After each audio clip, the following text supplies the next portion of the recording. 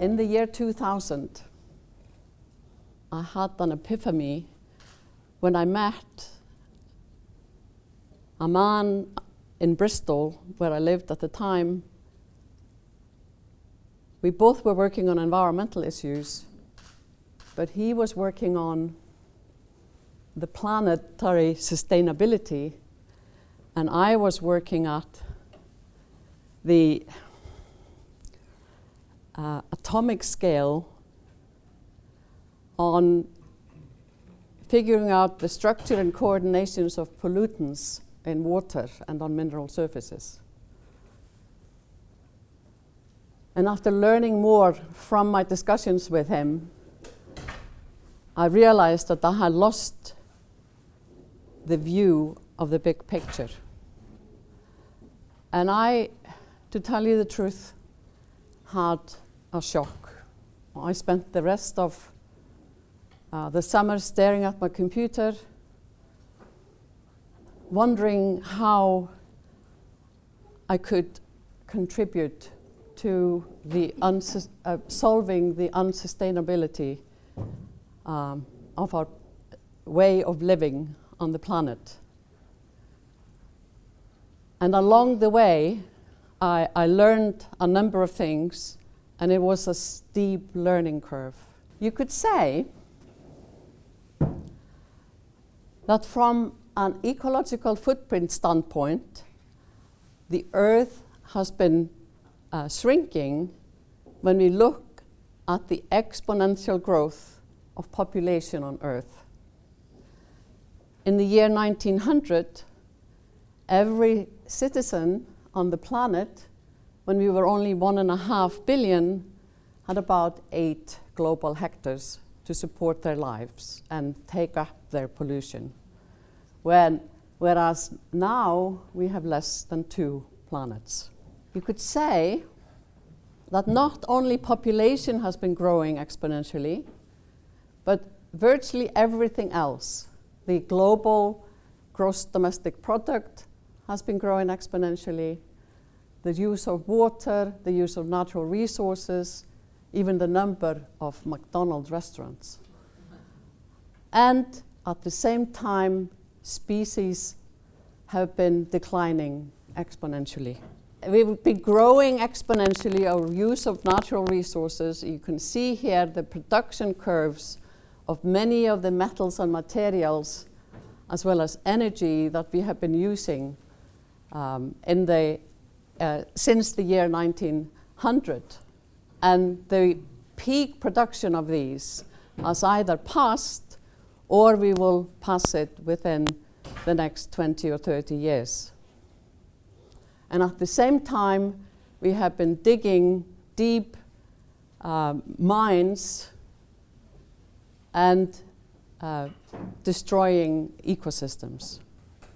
So a consequence of these natural resource extractions has been energy, burning of fossil fuels, and injecting emissions into the atmosphere, which is causing climate change. More appropriately referred to as a climate emergency.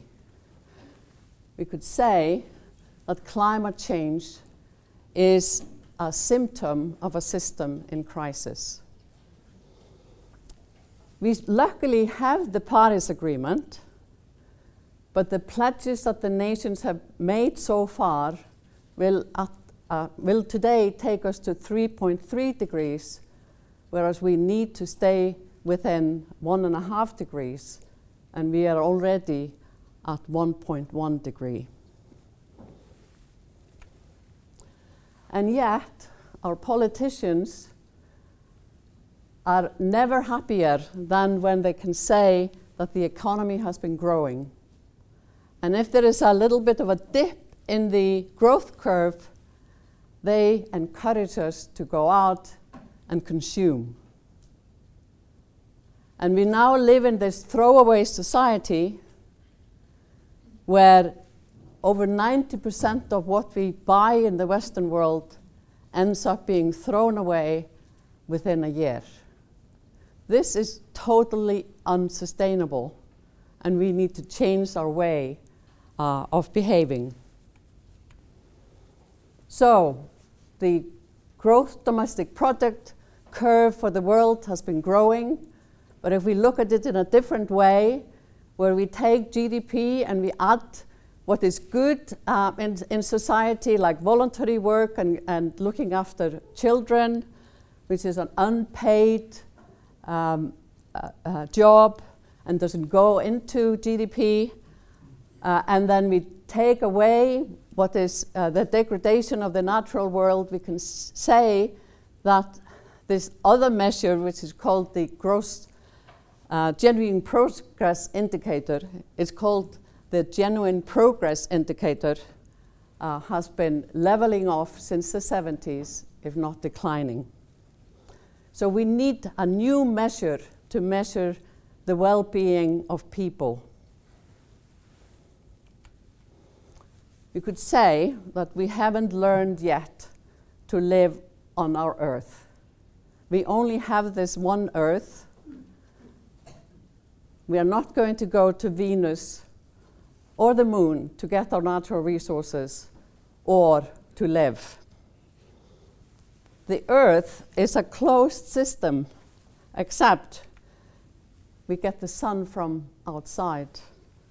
So that's very important, and that's a basis of life. And some of this energy is reflected back to space, but now more and more of that is being caught up in the atmosphere, which is the thin blue line you see around the planet as seen from space. This is the atmosphere we have been using as a rubbish bin in burning fossil fuels. We need to learn how to live on our planet. And it's time that we start to measure something different and leave the focus on GDP behind. We need a new economy which is within the planetary boundaries and focuses on the prosperity of all people and all life. That is the economy we need to build for the 21st century. Within this project, some components of this economy have been generated, and luckily there are people around the world looking at developing a new economy, and they are called many different ways: the wisdom economy, the well-being economy, the sustainable well-being economy, prosperity without growth, sufficiency economy, etc. And we now have a new alliance that is taking all this economic system under one hat, under the Well-Being Economy Alliance, and you will hear more about that here today. The Well-Being Economy Alliance invites everybody to take part in different groups that have already been generated. There are well-being economy researchers and fellows. There are well-being economy groups that are working on business and finance. There are well-being economy youth groups, etc. And this is what gives me hope that we actually can step away from the unsustainable way we have been living. The root cause of a problem is the economy. That's why we need new economic thinking. Thank you.